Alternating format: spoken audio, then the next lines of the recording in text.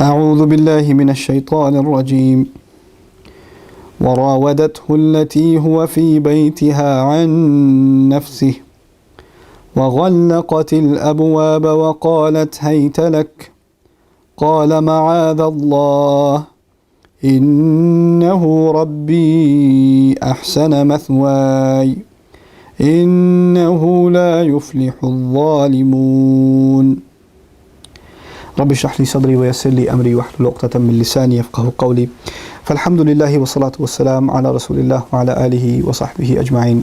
Such a difficult juz to pick something from, where actually I had to go back to the 12th juz again and just pick an ayah from Surah Yusuf.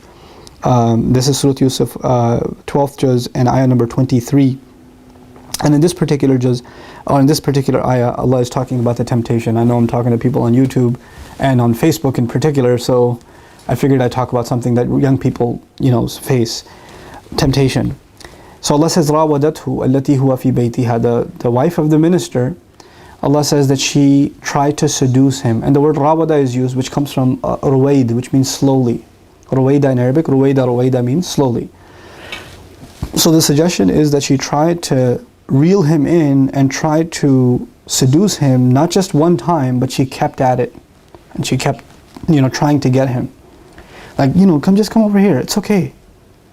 Wow, you look really handsome today. And she'd drop in a line or two, and he can't get away because Allah says, Allati huwa fi baytiha, the one in whose house he was. And just rhetorically just saying baytiha, her house, means she has access to the entire house. He can't get away from her. Everywhere he goes, she's there. And she's slowly, little by little, making her advances. And he's a young guy. He just became a teenager. Just in the previous ayah, Allah describes him coming into manhood. وَلَمَّا بَلَغَ أَشُدَّهُ. Right? What's also interesting to note is, when the man of the house first brought him in, he actually recognized the intelligence of this kid on the road trip that isn't even mentioned in the Quran. On the road trip to the house in Egypt where he stayed, the minister, he realized this kid is special and he should be treated with respect. A kid that's sold as a slave, how does a slave get respect? But the first thing he comes home, he says to his wife is, Akrimi mathwahu, you better honor his long-term permanent room.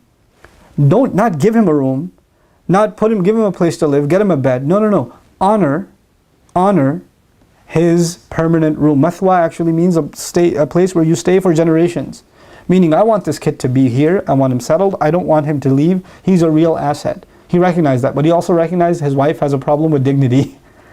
Because he didn't just say to her, give him a room. He said, honor his room, meaning don't just walk into his room. Give him his space. I don't want you to just walk, feel like you can go and mess with him anytime you want or talk to him or give him instructions. Even as a kid, he wanted her to keep a distance from him. So he says, Akrimi mathwahu. Now, was he right on the money? Yeah, he was, because time comes, she's trying to seduce him little by little. She's throwing hints at him as he's becoming a man. And then the other thing that's happening is, rawada also comes from arada, intention. And they say rawada is when you try to make someone have the same intentions you have. So she's trying to get him to think like her. It's not a big deal. It's okay. There's nothing wrong with it. Don't you feel anything? Don't you think I'm beautiful? Like she'll say these things, like she wants her to think how he thinks. And a young man with the temptations that he has, he's a regular human being. He doesn't say, I don't put myself above temptation. He doesn't say that. Even Quran says, وَلَقَدْ هَمَّتْ بِهِ وَهَمَّ بِهَا لَوْ لَا أَرَّأَ بُرْهَانَ رَبِّهِ. She desired him, he would have desired her too had he not seen the evidence of his master. But the point I wanted to make finally is, when she really desired him, she عَنْ نَفْسِهِ, she wanted him to slip from his own intentions. His intentions were, he's going to stay pure. He's not going to indulge in this sort of thing. How many young people can we say that with? A beautiful woman is after you. She says there's nothing wrong with it. She says it's fine. She's the one coming for you. Usually men are pursuing the women. The woman is pursuing you, and it's in the privacy of a house, and she's your boss, and you have all the reasons to say, hey, well, it's my boss. She told me to do it, whatever, so it's okay. Of all the rationalizations are possible, all the doors are locked. غَلَّقَتِ الْأَبْوَابِ. She didn't just lock one door, she locked multiple doors, and every door had multiple latches on it. So it's totally private, nobody's going to find out. And then she says, hayta lak, come over here. And hayta is used as a seductive word, it's not used normally. Hurry up and get over here. Allah doesn't even describe how she was. We don't even want to know. But she's throwing herself at him literally. And she's, calling him haytalak. And so at that moment, we learn the awesome character of Yusuf. All the guys that are on campus, all the guys that are in high school, all the guys that are at the workplace, all the guys that are just walking by in the mall, all of you guys that look, that some girl texts you, that she says, you're kind of cute. You want to talk later? Here's my number, or whatever. Like this man, people, young people, they fantasize about this situation. They fantasize about this situation. Yusuf alayhi salam is in this situation, and he can remember that Allah is watching at this situation. That's the thing we're being taught here. And he says, Ma'adallah, I seek the refuge of Allah. I seek a place where I can find Allah's refuge, because Ma'ad is considered an ism dharf, a place. I seek a place where I can find Allah's refuge. Innahu Rabbi ahsana mathwaya. My master has taken good care of me, which is he's really provided me good housing, which he's referring to Allah as his master. And if she doesn't believe in the master, at least when she hears the same word, she might think that Rabb refers to the owner of the house, that he's honored me. So if she clearly doesn't fear God, at least she'll fear her husband. So it's the wisdom of Yusuf alayhi salam that the words he used could be referring to Allah, which in his case he may be saying, Allah took care of me. How can I be disloyal to Allah? And she hears my master, and she might not even think Allah, she might think he means her husband, who's been good to me. If you can't be fearful of God, at least think you have a husband, woman, before you do something like this. Innahu Rabbi ahsana mathwaya. Innahu la yuflihu adh-dhalimun. Wrongdoers don't prosper. And he's not going to prolong the conversation. Fastabaqa al-bab. So awesome. Allah wastabaqa al-bab. When the story continues, the next thing you know, he's not, no, lady, you need to calm down, think about this, I'm sorry, I can't. He knows she's not into the talk. He ran for it. Wastabaqa al-bab. Don't sit there and just talk to the girl and say, astaghfirullah, that's haram, sister. You really should think about what you're saying. No, don't give her advice. You're not giving her advice. You're just spending more time with her.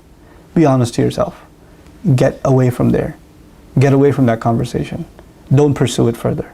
Don't respond back to her. You're in Ramadan, man. Don't respond to her text messages. Don't do it. Make tawbah from it. Don't even say, I won't text you anymore.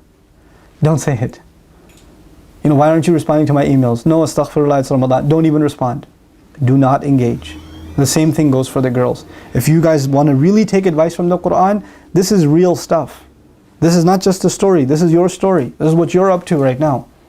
And if you're involved in this and you heard these ayat of Quran, Allah will ask you and me on Judgment Day, these ayat you heard, you think they were just stories?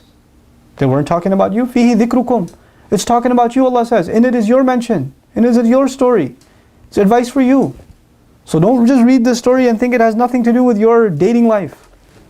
It has nothing to do with your little, personal exploits that your parents don't know about, that your friends don't know about. It does. It very much does. There's no accident this is mentioned in the Quran. This is a timeless problem. And if you're suffering from it, I pray that learning from the story of Yusuf alayhi salam makes you really rethink what you're doing with your life. You're praying, you're fasting, you're trying to read Quran, and there's a girlfriend? There shouldn't be. You really need to think that this is not a small sin. This is not something small you're doing. You're playing with your own faith. And I pray for you, and I pray that you're strong enough to do the right thing and cut off a haram relationship. And if you cannot cut it off, that you make it halal, that you man up and you make it into a halal relationship. Barakallahu li wa lakum. Wassalamu alaikum wa rahmatullahi wa barakatuh. Quran Weekly.